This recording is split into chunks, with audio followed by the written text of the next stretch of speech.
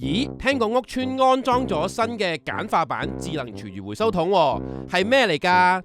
我係大嘥鬼啊！今日想介紹簡化版智能廚餘回收桶俾你哋認識啊！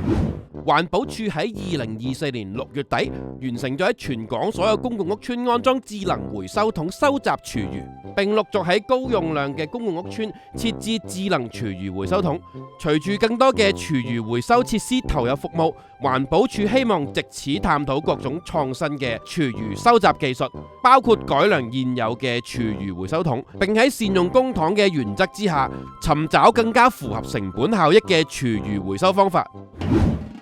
環保署已經喺舊年2月底喺2個公共屋邨，包括咗真善美邨同埋興東邨，安裝咗3部簡化版嘅智能廚餘回收桶，並進行咗為期3個月嘅試驗。今年2月底開始分階段喺唔同嘅公共屋邨安裝全新嘅簡化版智能廚餘回收桶，2款都有除味同埋重量感應，但係簡化版以腳踏控制開蓋，過程更加簡單同埋省時。